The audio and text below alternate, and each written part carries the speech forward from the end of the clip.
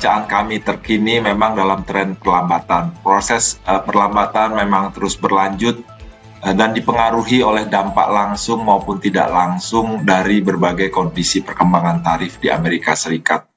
Keputusan ini konsisten dengan fokus kebijakan jangka pendek pada stabilisasi nilai tukar rupiah dan menarik aliran masuk investasi portofolio asing dari dampak meningkatnya ketidakpastian global dengan tetap memperkuat efektivitas transmisi pelonggaran kebijakan moneter dan makroprudensial yang telah ditempuh selama ini.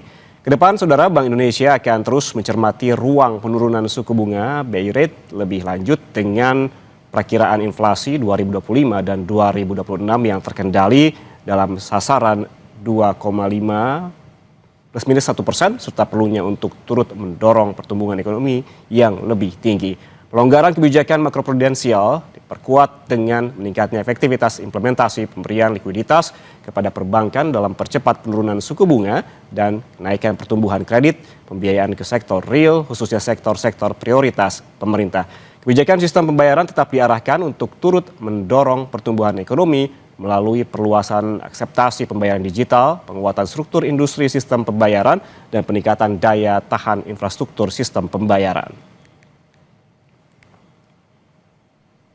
Rapat Dewan Gubernur Bank Indonesia pada tanggal 18 dan 19 November 2025 memutuskan untuk mempertahankan BI Rate sebesar 4,75%. Demikian juga suku bunga deposit facility tetap sebesar 3,75% dan suku bunga lending facility tetap sebesar 5,5%. Kami diskusikan terkait dengan bagaimana Bank Indonesia melihat kondisi global yang secara umum menurut bacaan kami terkini memang dalam tren perlambatan. Proses perlambatan memang terus berlanjut dan dipengaruhi oleh dampak langsung maupun tidak langsung dari berbagai kondisi perkembangan tarif di Amerika Serikat.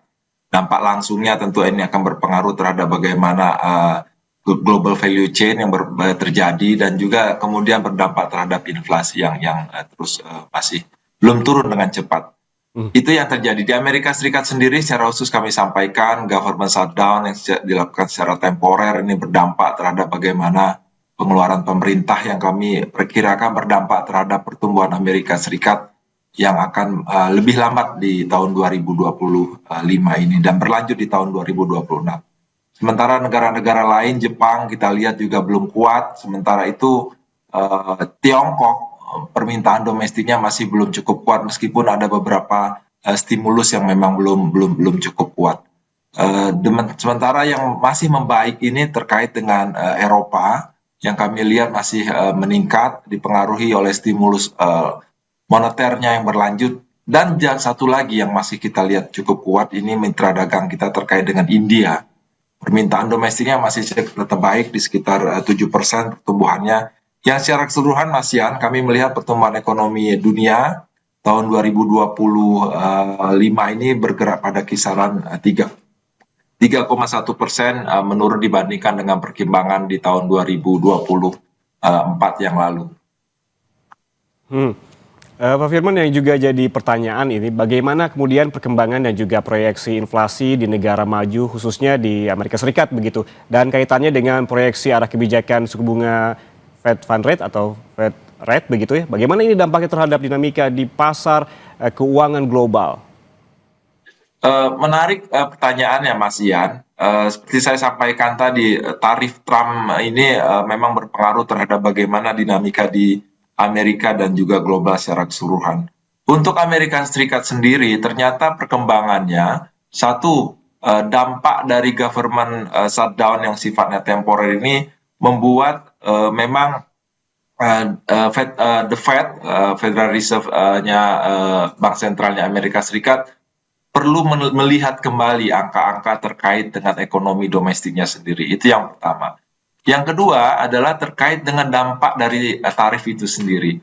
Kami melihat perkembangan dari inflasi Amerika Serikat sendiri ternyata tidak secepat penurunannya yang kita perkirakan. Inilah yang kemudian kita dengar banyak sekali statement-statement dari pejabat The Fed, Federal Reserve, yang berusaha lebih berhati-hati untuk melangkah ke depan, mengambil langkah lanjutan penurunan dari Fed Fund Rate-nya sendiri.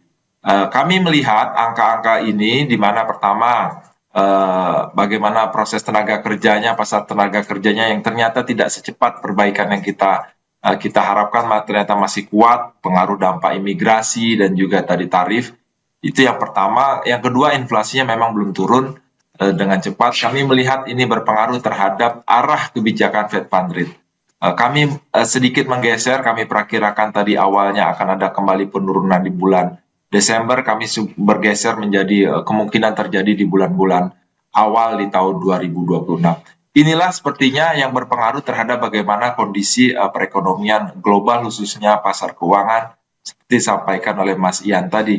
Pasar keuangan agak-agak bingung melihat kondisi ini yang berdampak aliran modal ternyata kembali lagi ke Amerika Serikat. Sementara aliran modal ke negara berkembang agak berkurang, yang mengalir lebih banyak kepada pasar saham. Inilah yang membuat bagaimana dolar Amerika Serikat kembali menguat dalam beberapa perkembangan terakhir dan menekan banyak mata uang di negara berkembang termasuk Indonesia.